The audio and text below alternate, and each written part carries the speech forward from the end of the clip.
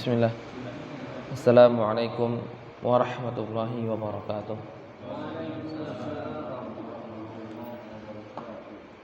Alhamdulillah hamdan katsiran thayyiban mubarakan fi kama yuhibbu rabbuna wa yarda.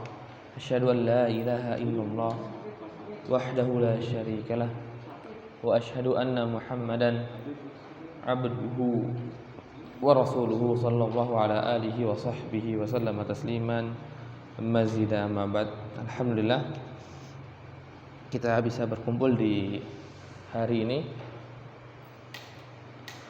untuk melanjutkan pelajaran kita, yaitu di surat Al-Fil. Kemarin kita sudah sampai surat Al-Quraisy.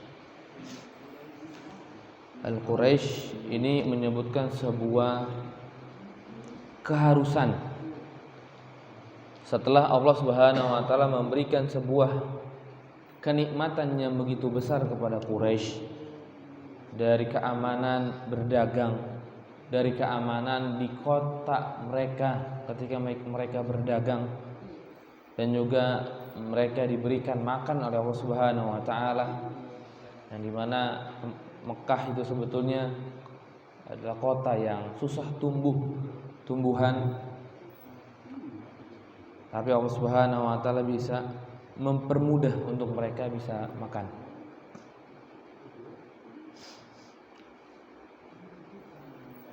Maka dahulu ketika Nabi Ibrahim alaihissalam bertanya kepada istrinya Ismail alaihissalam, apa makanan kalian? Ketika istrinya berkata, makanan kita adalah ma' wal laham, air dengan daging. Ya karena tumbuhannya susah tumbuh di kota Mekah. Karena tumbuhan susah tumbuh di kota Mekah. Berbeda alasannya Nabi Ismail hidupnya di Indonesia, mungkin jawabannya khodrawat, nanti tumbuhan-tumbuhan. Apalagi kalau di Sunda ya, nanti lalapan semua. Ya Mas Doni ya, lalapan semua nanti. Tapi Allah Subhanahu wa taala mentakdirkan di kota Mekah yang tidak ada tumbuhan, maka makanan yang mereka adalah daging dengan air Zam-Zam yang ada di sana, yang Allah Subhanahu wa taala keluarkan. Nah, Quraisy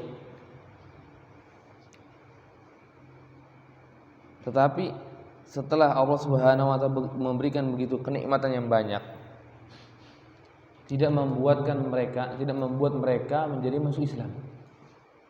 Tidak membuat Quraisy itu masuk Islam ketika Rasulullah SAW pertama kali dakwah kepada mereka. Sedangkan nikmat yang Allah Subhanahu wa taala berikan begitu besar.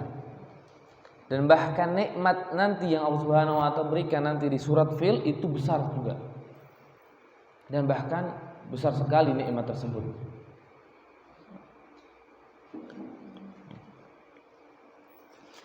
Nah, di surat Fil, di sini nama suratnya Fil. Kemudian surat ini adalah Makkiyah, surat Makkiyah dengan ijma' para ulama bahwa surat ini adalah Makkiyah. Dan gak ada khilaf tentang surat Fil kecuali jawaban mereka adalah Makkiyah. Kenapa sih kita itu harus tahu nih surat Makkiyah ini Madaniyah? Salah satu tujuannya ketika kita tahu ada sebuah hukum di surat Makkiyah kemudian bertentangan dengan sebuah hukum di Madaniyah, maka menunjukkan ada nasakh nanti di sana. Ada sebuah nasakh. Ketika misalkan di hukum Makkiyah memerintahkan untuk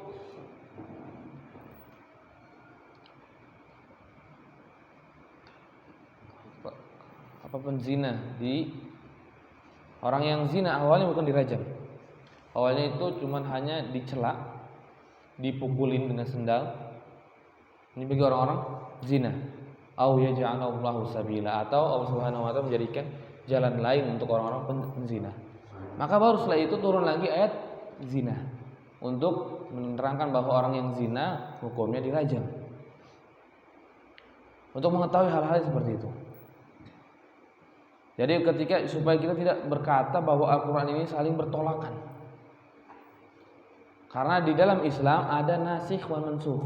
Ada ayat yang terhapus dan juga ada ayat yang menghapus. Mengganti hukum yang sudah ada, diganti hukumnya menjadi hukum yang baru. Dan Allah Subhanahu wa taala juga berfirman, "Ma nansakh min ayatin aw nunsiha illa ya'ti bimithlihi."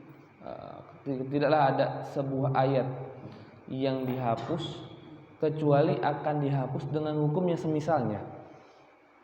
Ini semua atas hikmah Allah Subhanahu wa taala. Mungkin sebagian kita nggak tahu, tapi itu pasti kebaikan yang Allah Subhanahu wa taala berikan kepada kita. Itu pasti kebaikan yang Allah Subhanahu wa taala berikan kepada kita. Nah, begitu juga dalam sini. Surat Fil ada surat Makkiyah. Dan di surat Fil ini menjelaskan tentang Ashabul Fil. Ashabul Fil. Siapa Ashabul Fil?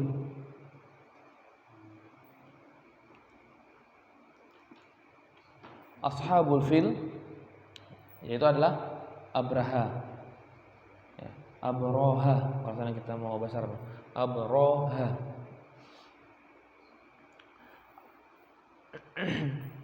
Di sini di ayat pertamanya surat Al-Fil, Allah Subhanahu wa taala berfirman, "Alam tara kaifa fa'ala rabbuka bi ashabil fil." Allah memerintahkan kepada kita, memintakan kepada Nabi Muhammad SAW atau kepada orang-orang Quraisy untuk memperingati mereka, "Alam tara kaifa fa'ala rabbuka bi ashabil fil." Bukankah kalian melihat, cobakah lihat bagaimana perbuatannya Allah Subhanahu wa taala kepada orang-orang fil tersebut, gajah.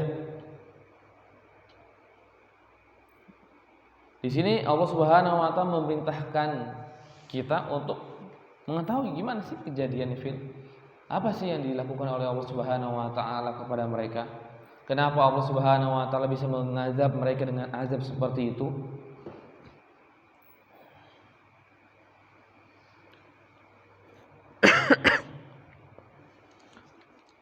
Maka di pagi ini kita akan menceritakan terlebih dahulu tentang kejadian fil tersebut. Di Arab, Jazairul Arab tidak kenal yang namanya fil, tidak kenal yang namanya gajah. Nggak tahu dia itu hewan gajah. Hewan sebesar itu mereka nggak mengetahui. Maka ketika dikabarkan bahwa Abraham membawa beberapa ekor binatang besar, mereka udah khawatir. Ini binatang apa ini yang dibawa oleh Abraham? Karena mereka tak pernah melihat itu gajah. Karena kalau kita lihat juga gajah cuma hanya ada di Asia, di daerah kita ataupun di Afrika. Di Jazirah Arab nggak ada. Karena gajah seperti nggak bisa hidup di negeri padang pasir. Maka mereka nggak pernah melihat. Maka mereka ketakutan dengan pasukan tersebut, dengan pasukan yang tidak pernah mereka bayangkan dan tidak pernah mereka lihat bagaimana pasukan tersebut. Nah, Ashabul Fil ini sangat berkaitan dengan Ashabul Ukhdud. Kisah Ashabul Ukhdud yang ada di surat Al-Buruj. Ashabul Ukhdud apalagi itu Ustaz ya. Ashabul Ukhdud ini kisah yang seorang anak kecil, seorang gulam, seorang remaja yang berdakwah di sebuah kota dengan dakwahnya yang menyebabkan satu kota tersebut masuk Islam. Yang nanti kita insya Allah akan kita ceritakan lebih detailnya di surat Al-Buruj. Menyebabkan orang masuk Islam sekitar 20.000 orang. Dengan sebabnya gulam tersebut meninggal. Dari 20.000 orang yang ada di sana beriman kepada Rabbnya gulam, maka raja ketika itu marah. Raja ketika itu marah dan akhirnya membunuh semua orang-orang yang ada di kota tersebut. kecuali yang selamat hanyalah satu orang yang bernama Daus ibn Sa'luban. Daus ibn Sa'luban. Maka Daus ibn Sa'luban ini pergi jalan ke negeri Syam, jalan ke Kaisar, ke Romawi.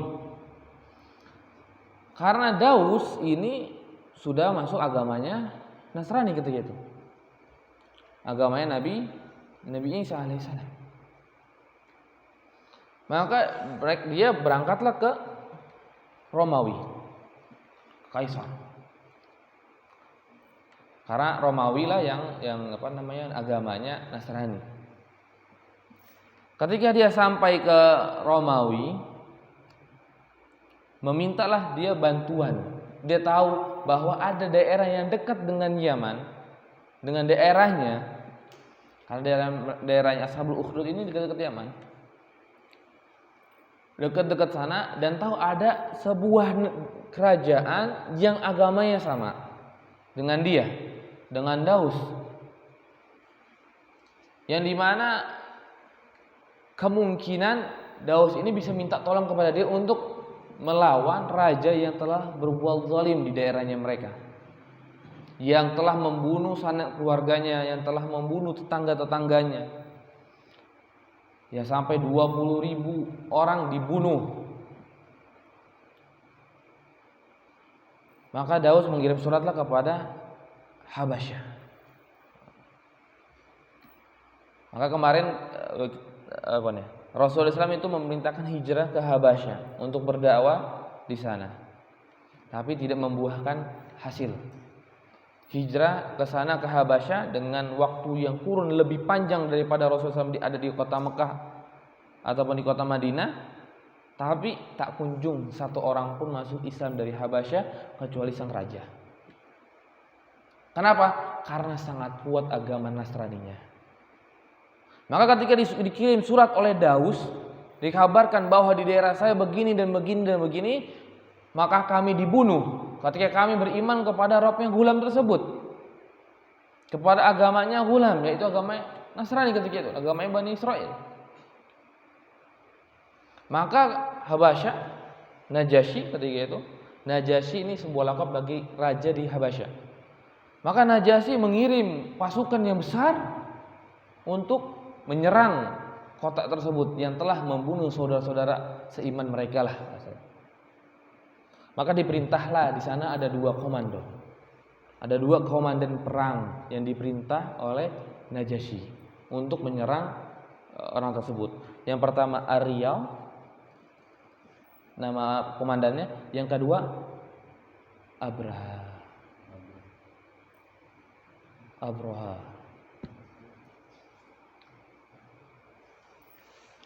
Maka berjalanlah mereka menyeberangi lautan, karena Najasyi dengan Yaman itu dipisahkan dengan lautan. Najasyi itu di daerah Afrika, Yaman ya daerah Asia, berarti dia menyeberangi dengan lautan. Maka ketika menyeberangi lautan, dan Riyadh dengan Abraha merasa kok ada 2 komandan perang tertinggi, ini nggak mungkin kita bisa jalan, maka pasukannya mereka saling berperang. Maka ketika melihat pasukannya saling berperang, ini akan berkurang pasukan kita. Akhirnya mereka bersepakat antara Abraha dengan Riyadh, udah kita aja yang berperang, yang menang itu yang akan jadi komandan. Maka berperanglah Abraha dengan Riyadh, duel 1 lawan 1. Kemudian si Riyadh itu bisa melukai mukanya Abraha, dan tapi pedangnya Abraha bisa terlebih dahulu membunuh Riyadh. Maka terbunuhlah Riyadh, tapi membekaskan luka kepada Abraha yang ada di sekitar wajahnya, yang akhirnya Abraha dijuluki sebuah julukan karena ada luka di wajahnya.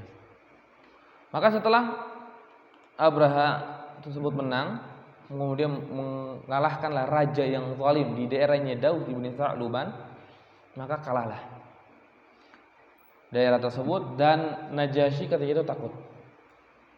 Soalnya Abraha ini melakukan perbuatan yang di luar perintahnya. Diperintahnya kamu berdua berperang melawan raja yang ada di sana. Kenapa engkau saling membunuh?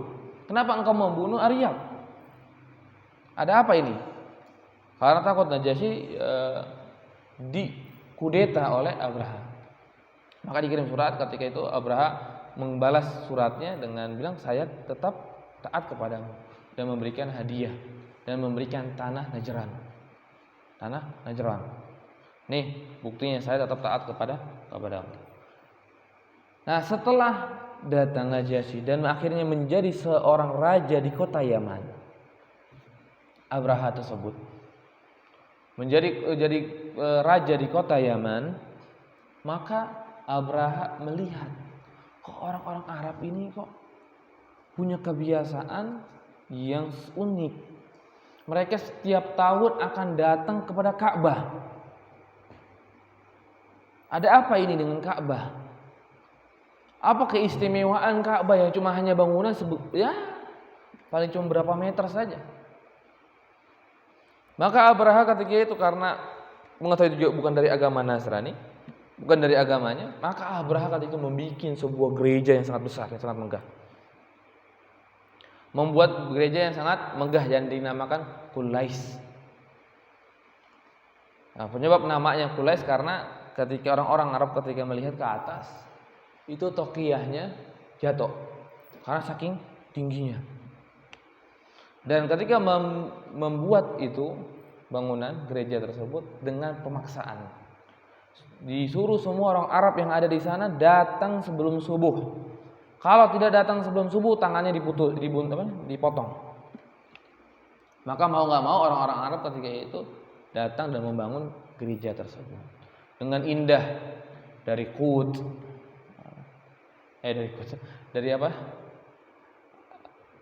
akik. Ada batu-batu akik di sana. Ada benda-benda yang sangat indah yang dikirim oleh Najasyi. Karena yang terkenal akik itu ketika itu di Najasyi. Nah, batu akik yang terkenal itu di Najasyi ketika itu. Belum kenal di Indonesia. Soalnya ada juga di mana? Pulau Macan ya. Bacan ya.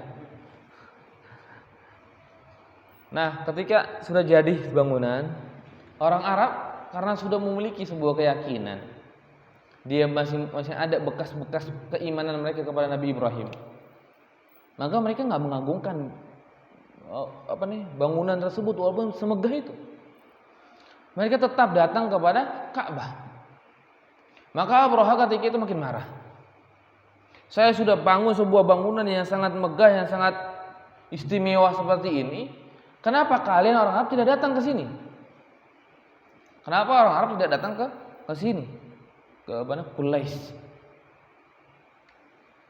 Maka ketika itu sebelum Abraha menyerang kota Mekah, tahunya ada seorang dari Bani Arab, dari suku Kinanah. Suku Kinanah masuk ke Quraisy enggak? Masuk ke Quraisy? Masuk enggak, Mas Sony?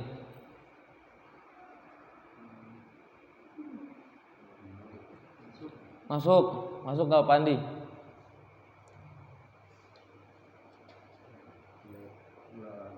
Inilah Adri. Ada jawaban beda mungkin? Jawabannya adalah enggak masuk. Adalah Quraisy itu suku kecil dari suku Kinanah. Jadi Kinanah lebih di atas. Kinanah lebih besar. Nah, di sini menunjukkan tidak menyebutkan bahwa dia dari orang Quraisy. Maka dari suku Kinanah yang lain bukan dari suku Quraisy membuat ulah di gereja tersebut. Dia datang di malam hari, setelah datang di malam hari masuk ke dalam dan dia membuat ulah. Dan salah satu ulahnya adalah dia buang air besar di gereja tersebut. Karena orang Arab itu tahu dia nggak bakal melakukan ini. Kenapa harus paksa ke sini? Karena ada panggilan Allah untuk masalah datang ke Ka'bah. Karena Nabi Ibrahim alaihissalam ketika memerintahkan kepada manusia untuk pergi ke haji, itu mereka dengan mukjizat. Nabi Ibrahim alaihissalam berdiri di depan Ka'bah Kemudian Nabi Ibrahim alaihissalam memanggil, ya ma'syaran nas, wahai manusia, hajju, hajilah kalian ke Baitullah. Maka mereka yang ada di dalam rumah-rumah mereka, yang mau ada di sekitar Mekkah, di sekitar Madinah, mau yang di luar kota tersebut, yang masih Jaziratul Arab, mereka mendengar suara Nabi Ibrahim alaihissalam. Mereka mendengar suara Nabi Ibrahim alaihissalam, maka mereka datang kepada Ka'bah tersebut untuk pergi haji. Ini ada mukjizat, kok bisa terdengar suara yang keras saya? Setiap manusia terdengar. Ketika mereka ngobrol saling satu sama yang lain, kamu dengar nggak suara tadi? Dengar. Kamu dengar nggak suara tadi? Dengar. Maka mereka datanglah ke kota Mekkah untuk pergi haji atas perintahnya Nabi Ibrahim alaihissalam.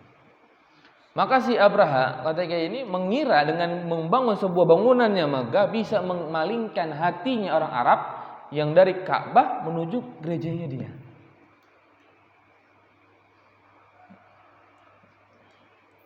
Taunya tidak, malah dari suku Bani Kinanah tadi membuat sebuah ulah di gerejanya dia, buang air besar. Bukan hanya sekedar buang air besar selesai gitu. Enggak, dia ambil itu kotorannya, dia lepaskan ke mana? Ke tembok, ke dinding.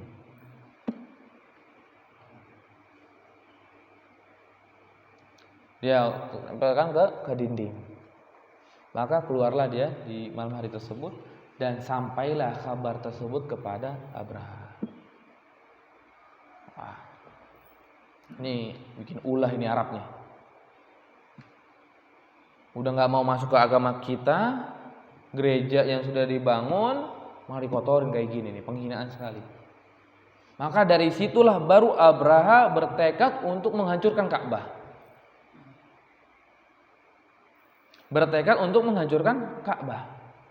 Bukan membunuh orang Arab. Abraha ketika itu masih, walaupun sekafirnya dia masih memiliki hati nurani, tidak mau membunuh orang. Tidak mau membunuh bangsa Arab ketika itu.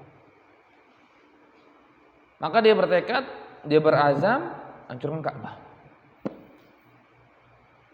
Ingin menghancurkan Ka'bah tersebut. Maka setelah sudah bertekad, dia kumpulkanlah pasukannya dia. Dengan pasukan yang begitu besar, dan ahlu tarikh itu mengatakan yuro awwaluhu wala yuro akhiruhu. Terlihat awalnya, depannya pasukan tersebut, tapi tidak terlihat ujungnya. Saking banyaknya pasukannya Abraha yang dibawa untuk menghancurkan Ka'bah. Untuk menghancurkan Ka'bah. Terlihat yang depan, tak terlihat yang di akhirnya. Karena saking banyaknya. Dan ketika itu dia minta juga kepada Najasyi untuk membawa gajah, untuk menakuti orang-orang Arab, karena nggak tahu nih gajah. Maka dikirimlah oleh Najasyi gajah tersebut, yang komandan gajahnya bernama Mahmud. Mahmud ini komandan gajah, si gajah yang paling pertamanya gitu. Jadi ketika Mahmud ini dipukul berjalan, semua gajah yang ada ikut jalan. Jadi ada juga komandan manusia dan juga ada komandan gajah ya. Komandan gajahnya itu adalah Mahmud. Dan di sana ada dua riwayat yang menyebutkan 8 gajah yang lain selain Mahmud. Ada juga menyebutkan 12 gajah yang dibawa untuk menyerang kota Ka'bah.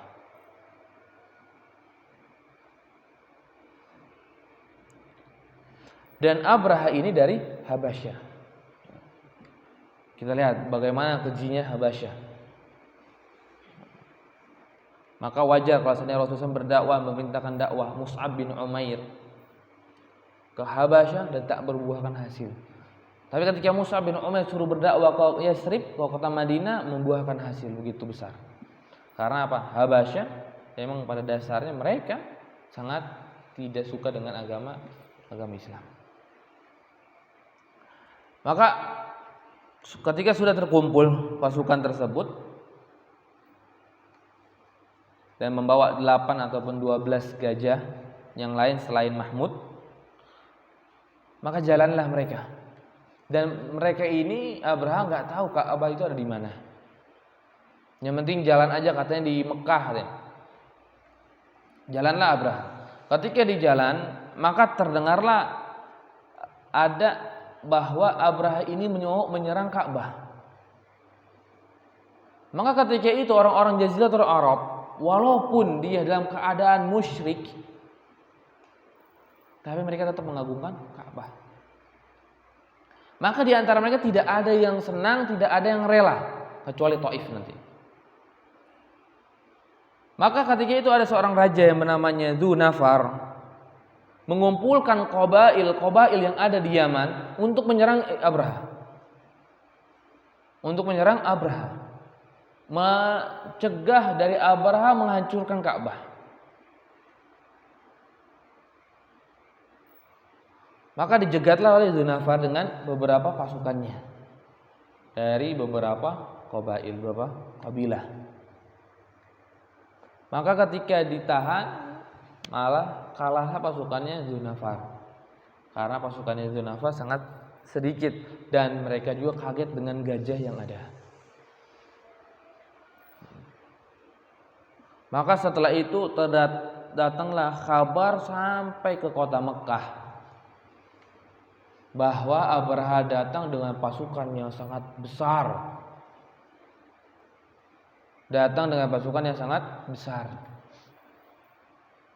Kemudian setelah Dzunafar kalah, maka Dzunafar dijadikan budak, ditawan.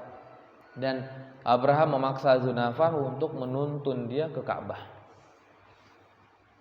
Maka Dzunafar ajaklah, jalanlah sampai ke sana. Kemudian di tengah jalan lagi dijegat lagi oleh Bani Syahran yang namanya Nufail ibn Habib. Komandannya Nufail ibn Habib. Dia mengumpulkan pasukan ingin menahan si Abraha, maka tak berhasil juga. Maka Nufailnya ditawan juga, dijadikan budak. Karena pasukan Abraha begitu besar. Maka ketika dia terus berjalan dan sampailah ke kota Taif. Dan sebelum sampai ke kota Taif, orang-orang Taif mendengar bahwa pasukan Abraha membawa pasukan yang sangat besar dan membawa beberapa hewan yang besar. Maka Taif ketika itu ketakutan. Ketakutan apa? Bukan ketakutan Ka'bah yang dihancurkan, tapi ketakutan Lata yang dihancurkan. Ketakutan Lata, Tuhannya mereka, dihancurkan oleh Abraha, bukan Ka'bah. Maka wajar kalau Rasulullah SAW ketika dakwah ke Taif bukan diterima malah ditimpuki, bukan diterima malah dikasih kotoran. Karena orang Taif ketika itu sangat jelek sekali. Dia bukan Ka'bah yang ditakuti, yang dihancurkan, malah yang dihancurkan oleh dia Lata. Dalam kejadian itu orang-orang Jaziratul Arab meninggalkan tuhan-tuhan mereka selain Allah Subhanahu wa taala. Terutama pegintar Quraisy. Itu meninggalkan 310 sekian tuhan yang ada di Ka'bah. Ditinggalkan semuanya. Dia hanya berdoa kepada Allah Subhanahu wa taala. Tapi ini Taif satu. Bukan takut Ka'bah yang dihancurkan, malah takut Lata yang dihancurkan. Tapi alhamdulillah Lata telah dihancurkan oleh Mughirah bin Syu'bah radhiyallahu anhu. Salah satu dari orang Taif yang masuk Islam terlebih dahulu. Dan di sana Mughirah bin Syu'bah radhiyallahu anhu pas ketika menghancurkan Lat, dia melihat Lat, taunya itu hanya sekedar apa? Ini saking bodohnya, saking jahiliyahnya sekali. Itu cuma sekedar alat untuk menghaluskan gandum. Karena si Lata, orangnya itu sering menghaluskan gandum untuk jamaah haji. Alatnya disembah. Maka ketika pengen dihancurkan oleh Mughirah Ibn Syu'bah berat karena batu besar. Tapi di sana Mughirah pintar, cerdik. Mereka tahu bahwa Lata ini sangat diagungkan oleh Taif. Bahkan ketika Ka'bah ingin dihancurkan, malah dia lebih takut Lata yang dihancurkan. Maka oleh Mughirah dihancurkan setengah. Karena orang Taif berkata, waduh, datang kesialan kita kalau Lata dihancurkan. Dihancurkan setengah oleh Mughirah, kemudian Mughirah lari, kabur. Mughirah kabur lari. Maka orang Taif kata, tuh kan dapat bencana. Kemudian Mughirah datang lagi dan baru menghancurkan Lata. Maka terlihatlah orang-orang Taif, taunya nggak ada apa-apa. Tidak ada sebuah kutukan, tidak ada sebuah kesialan yang menerima Mughirah. Mughirah tidak menghancurkan langsung sekaligus. Karena kalau dihancurkan sekaligus, nggak terlihat momen di mana mereka merasa bangga bahwa Lata itu akan memberikan kesialan.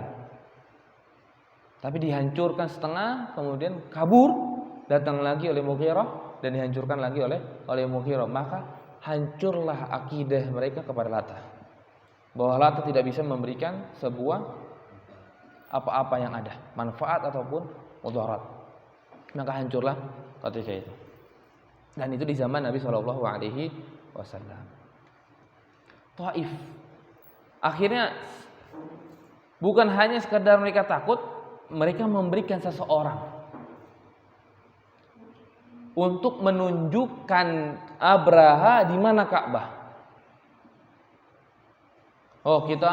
Kita nggak akan menahan kalian untuk menghancurkan Ka'bah, dan juga kita tidak akan memerangi kalian. Nih, kita kasih seorang untuk petunjuk kalian datang ke Ka'bah. Datang ke Ka'bah. Maka diberikanlah seseorang yang bernama Abu Rughal. Diberikanlah seorang namanya Abu Rughal. Maka berjalanlah Abraha dengan penunjuk dari Abu Rughal.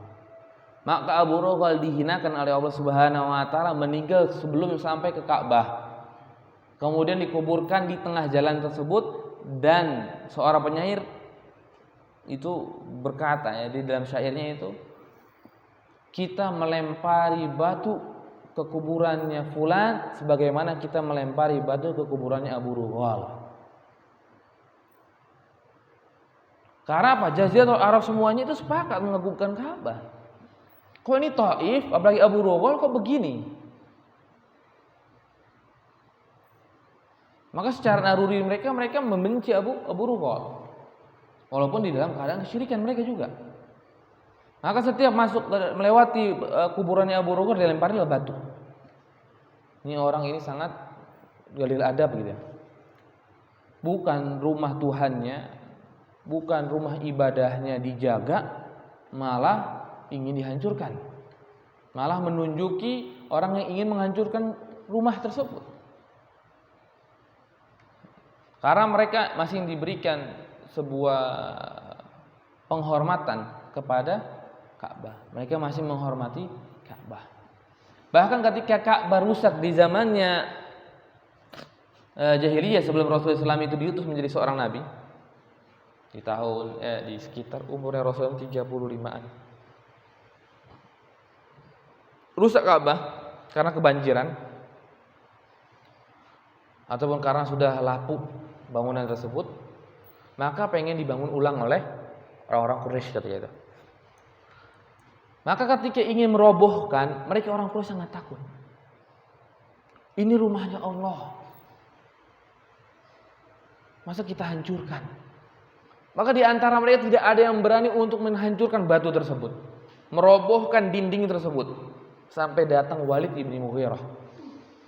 Walid ibn Mughirah berkata, kita ini bukan ingin menghancurkan Ka'bah, tapi kita ingin memperbaikinya. Ya Allah, baca doa kepada Allah, ya Allah, kami ini ingin memperbaiki rumahmu.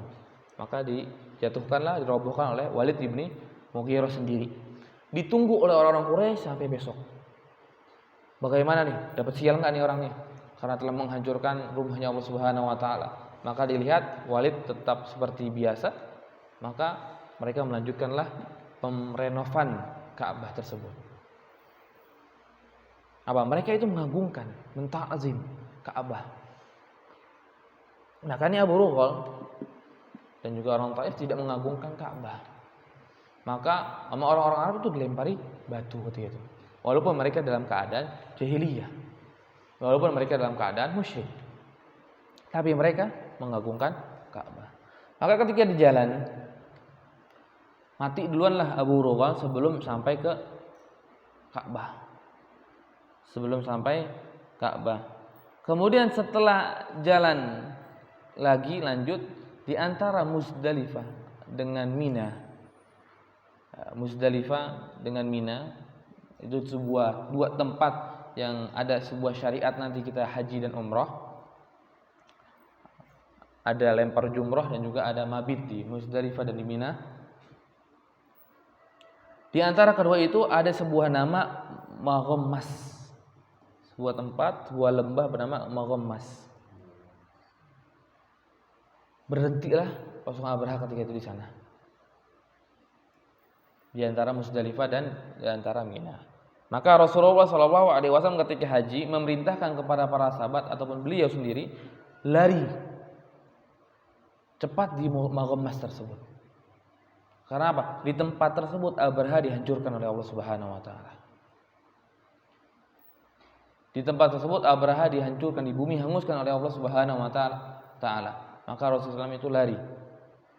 Karena kita dilarang untuk memasuki tempat yang telah diazab. Bukan jangan jadikan kota wisata. Sebuah tempat yang diazab oleh Allah Subhanahu bukan jadikan kota wisata.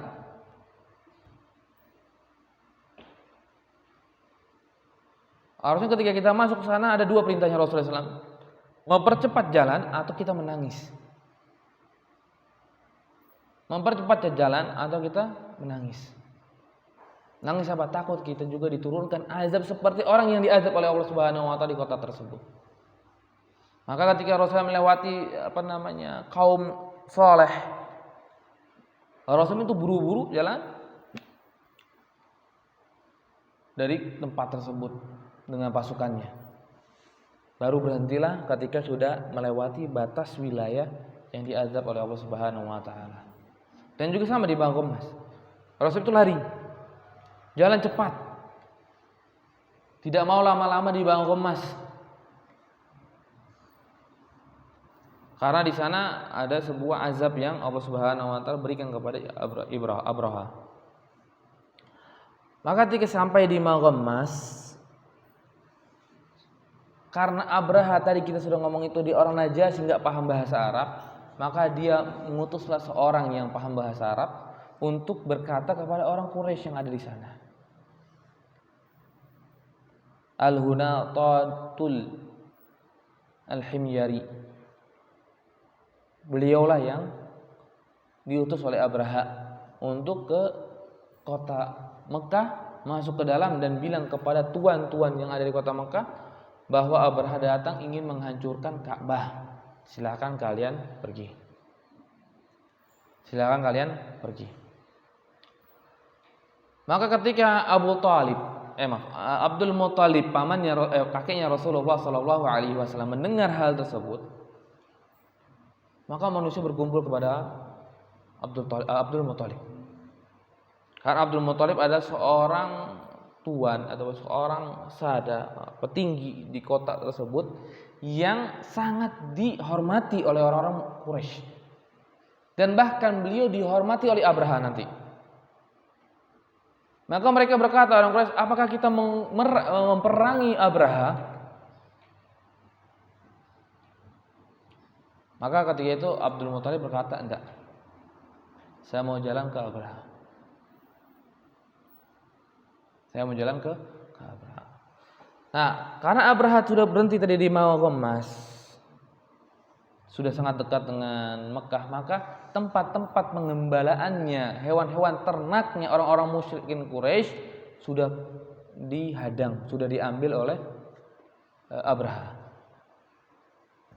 Maka ibil-ibilnya, bair-bairnya ataupun onta, domba itu sudah diambil oleh Abraha.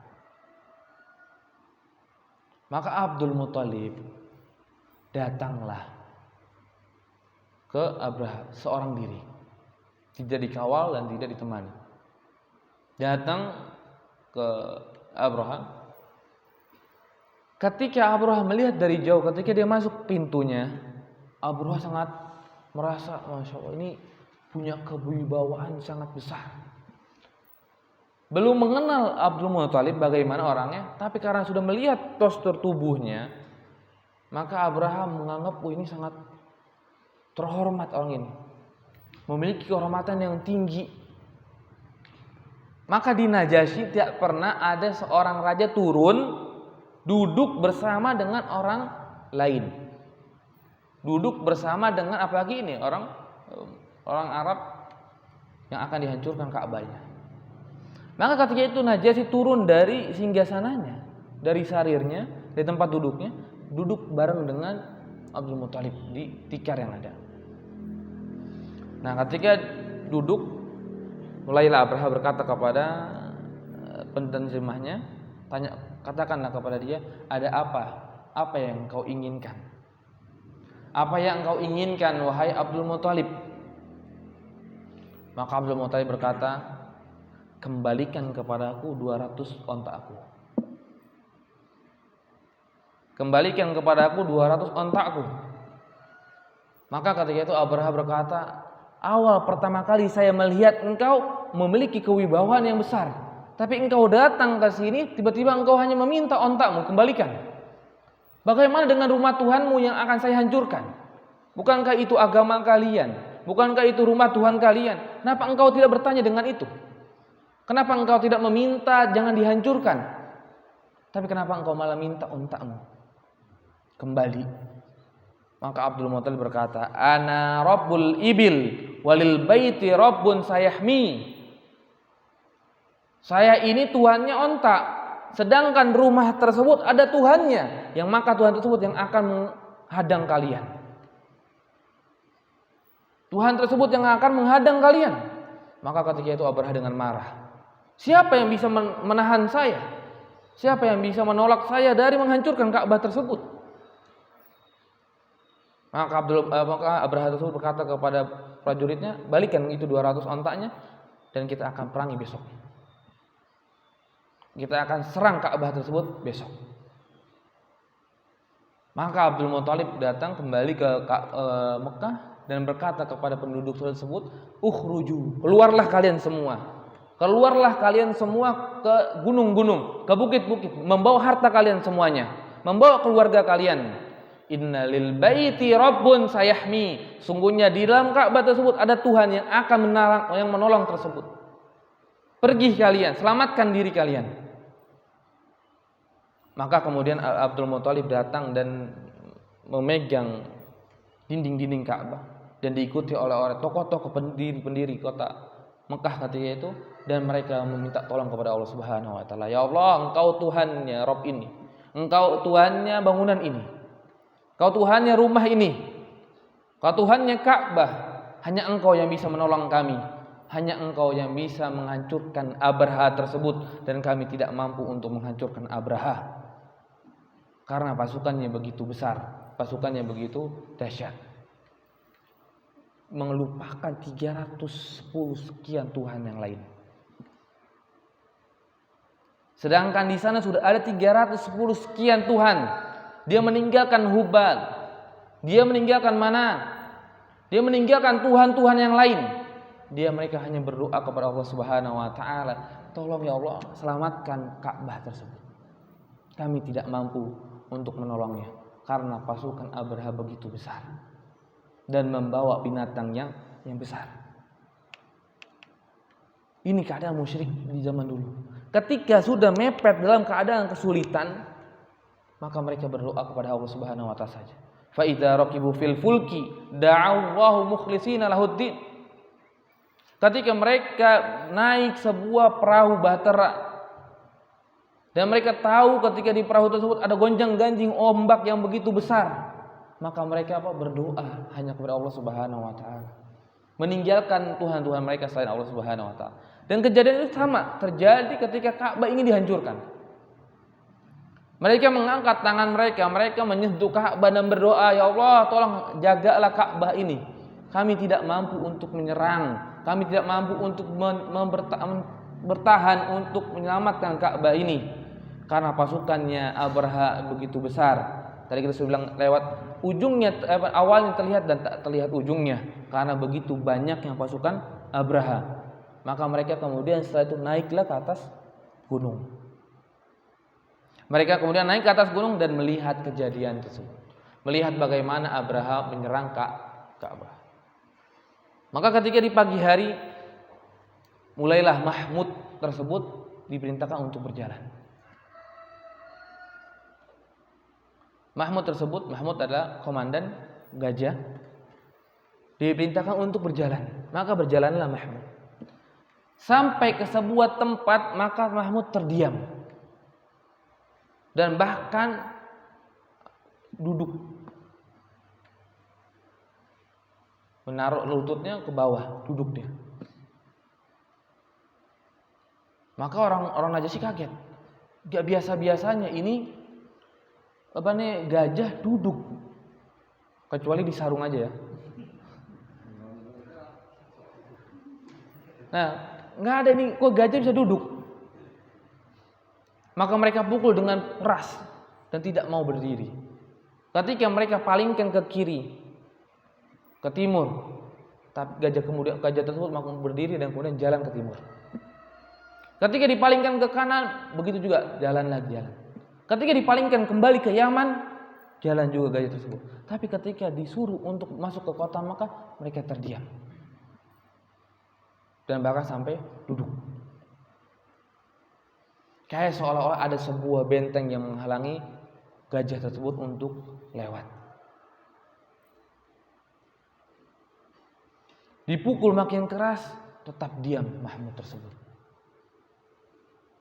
Tetap diam Mahmud tersebut. Ketika Mahmud sudah terdiam, maka gajah yang lainnya juga akan terdiam. Karena komandannya adalah gajah, Mahmud tersebut. Maka ketika dia sudah masuk ke Wadi Muhassir, tempat gajah tersebut terdiam, duduk di Wadi Muhassir namanya, maka nggak bisa jalan tuh gajah. Kemudian setelah itu serentak, tiba-tiba langit gelap. Bukan gelap dengan awan, tapi gelap dengan burung. Maka di ayatnya, wa arsalna alaihim tayran ababil. Bentuk jamaah.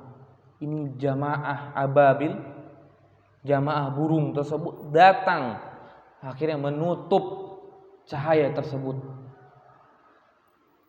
Maka ketika itu jadilah gelap. Maka ketika gelap, orang-orang Quraisy ketika itu, Masya Allah, ini tanda Allah Subhanahu Wa Taala menolong Ka'bahnya. Ini tanda Allah Subhanahu Wa Taala menolong kita semua. Maka terjadilah gelap yang sangat, karena ditutup oleh burung ababil tersebut. Kemudian matahari sinarnya tertutup. Tidak ada sebuah cahaya yang ada ketika itu. Maka ketika mereka makin dekat burung tersebut, dan burung tersebut melemparilah batu-batu dari neraka, bantar mihim bihijaratin min sijil, dan lemparilah batu dari sijil dengan jumlah burung yang sangat banyak. Nah, ketika dilempari batu tersebut, ketika batu tersebut terkena oleh tubuh apapun itu, mau tubuh gajah, mau tubuh manusia, maka tubuh tersebut akan robek.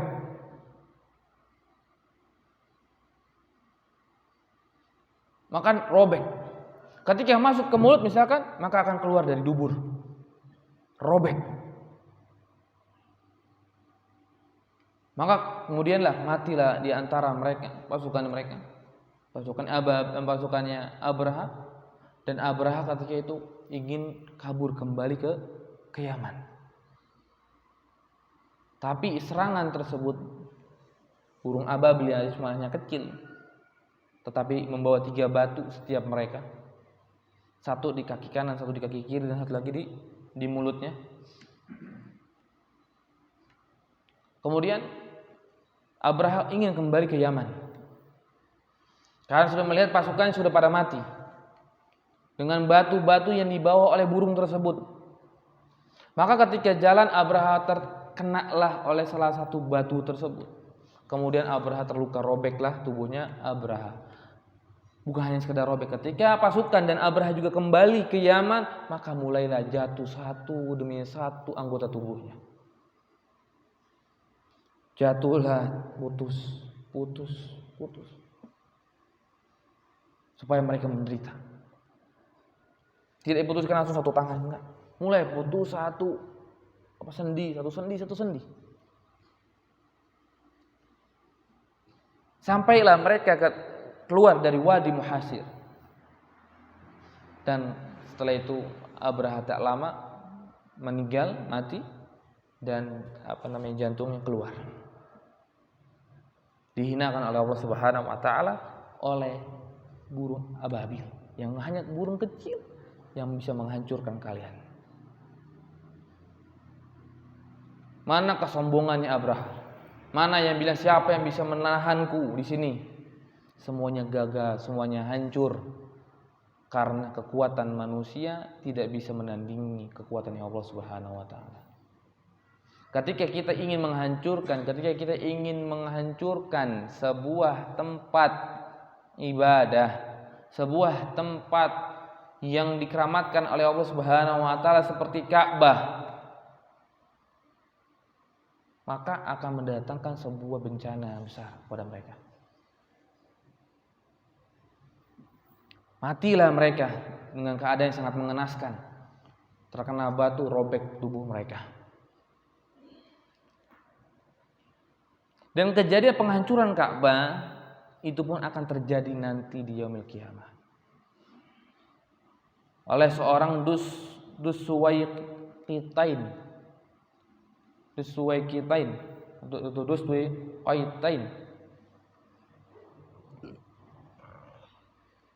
Dia menghancurkan Ka'bah, satu demi satu tembok tersebut dihancurkan. Satu demi satu batu-batu yang menumpuk di Ka'bah tersebut dihancurkan oleh orang tersebut. Maka setelah hancur Ka'bah terjadilah kiamat untuk seluruh manusia. Kita diperintahkan untuk mengagungkan Ka'bah. Jangan sampai kita kalah dengan orang-orang musyrikin Quraisy ataupun orang-orang musyrik di Jaziratul Arab yang mereka sangat mengagungkan Ka'bah. Dan kita sebagai kaum muslimin itu harus bisa mengagungkan Ka'bah lebih daripada mereka. Salah satunya tidak boleh kita sembah Ka'bah tersebut. Karena ada sebagian jamaah haji datang ke Mekah, datang ke Masjidil Haram, datang ke Ka'bah dan mulai merobek-robek kiswah. Dijadikan sebuah jimat. Nauzubillah min zalik.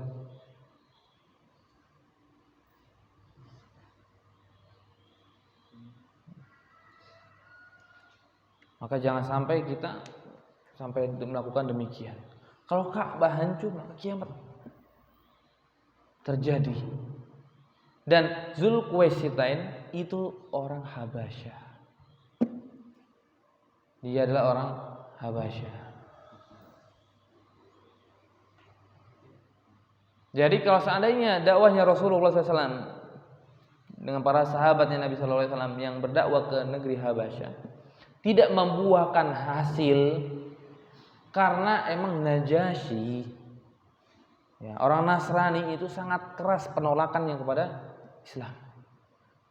Walan tardu ankal yahudu walan nasara hatta tattabi'a millatahum.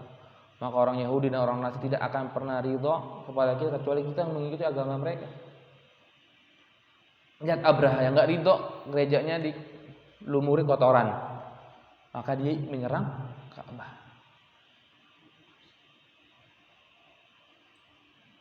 Dia menyerang Ka'bah. Dan orang-orang sahabat Nabi SAW yang hijrah ke negeri Habasyah berdakwah di sana, dan mereka awal-awal saja mendapatkan nikmat.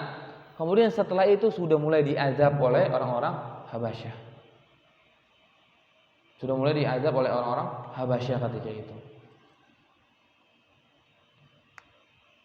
dan tidaklah membuahkan hasil kecuali hanya sang raja yang masuk Islam, yaitu Ashamah. Yang lainnya tidak masuk Islam.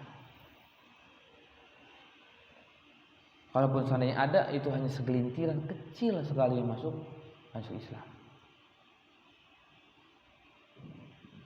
Ini orang-orang Habasyah yang beragama Nasrani. Maka di sini Allah Subhanahu wa taala memerintahkan kita, alam tara kaifa fa'ala rabbuka bi ashabil fil. Kita sekarang sudah tahu nih bagaimana Allah Subhanahu wa taala melakukan tindakan kepada orang-orang Abraha.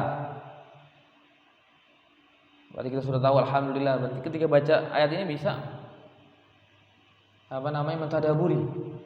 Oh, Allah itu bisa beginikan Abraha karena Abraha itu begini.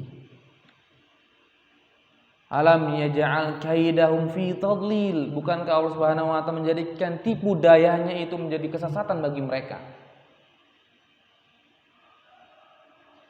Wa arsala alaihim tayran ababil, dan kami kirimkan burung ababil tersebut kepada mereka untuk mengazab.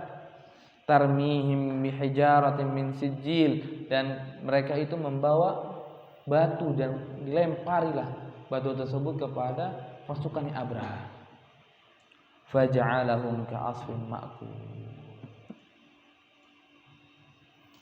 Mereka itu seperti daun yang habis dimakan ulat. Ya karena apa? Tubuhnya itu robek ketika tersentuh dengan batu tersebut.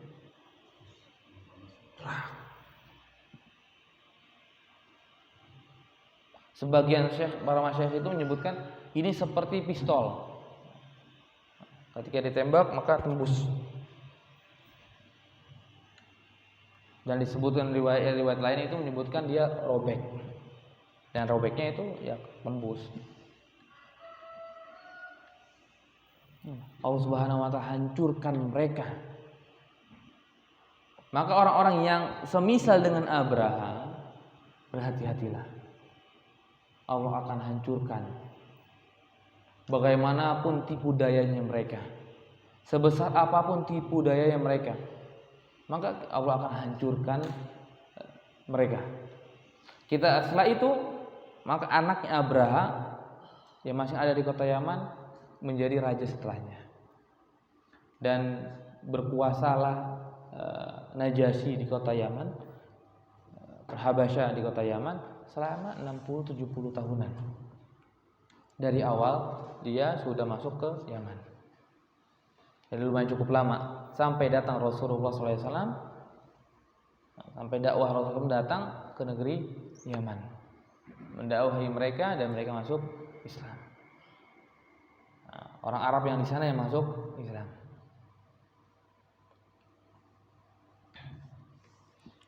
Maka inilah surat Fil dan juga kejadian Ashabul Fil. Mudah-mudahan bisa membuat kita lebih mentadaburi ayat ini, karena kejadian yang dilakukan oleh Allah Subhanahu wa taala ini sangat besar kepada mereka. Allah hinakan mereka dengan sehina-hinanya. Bayangkan tubuh bisa jatuh, satu anggota tubuh dengan anggota tubuh yang lain saling berjatuhan, dan sampai keluarlah jantungnya dan matilah Abraha. Dan juga ini sebuah tahdzir bagi kita ketika kita ingin menyimpang dari agamanya Allah Subhanahu wa taala.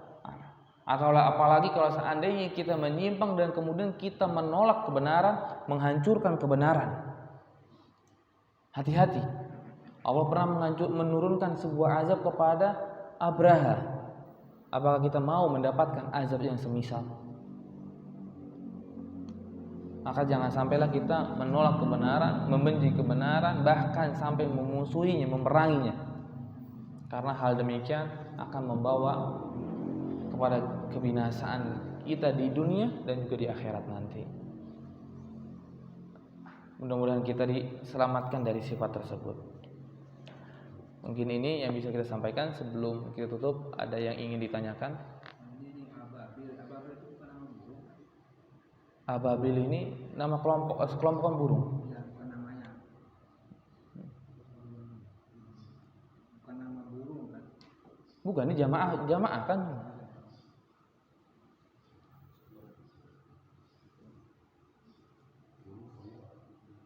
selama ini kan memang Abu itu nama burung. Artinya kaum musyrikin pada saat itu beribadah kepada Allah. Iya, mereka masih ada asar dari menyembah asarnya agama Nabi Ibrahim alaihissalam. Dari persagi Quraisy kan, surat Quraisy kita sudah jelaskan atau surat Al-Kafirun, masih ada asar-asarnya. Maka mereka masih ada istilahnya ke Ka'bah, mengagungkan Ka'bah, mereka masih ada pergi haji, masih ada memberikan makanan kepada orang lemah, orang miskin. Semua itu atas dasar syariatnya Nabi Ibrahim alaihissalam dan Nabi Ismail. Tapi dengan itu yang mereka lakukan, walaupun amal soleh ada, tapi mereka menyembah kepada selain Allah Subhanahu wa taala, maka amal soleh tersebut tidak ada nilainya. Hanya Allah Subhanahu wa taala balas untuk di dunia. Dia memberikan makan kepada manusia, maka sudah dibalas oleh Allah Subhanahu wa taala di dunia kebaikan tersebut. Tapi nanti di yaumil kiamat tidak ada.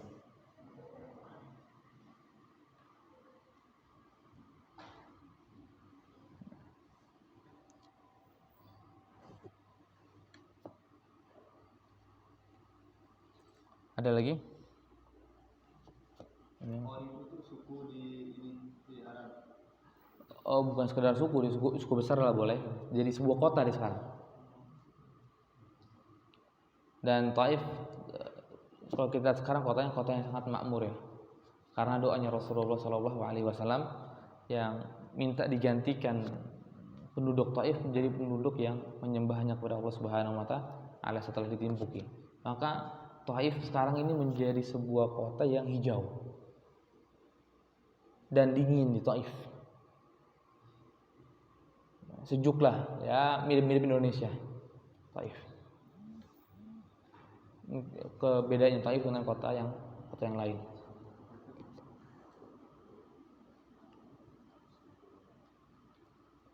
Ada lagi? Kalau enggak kita tutup.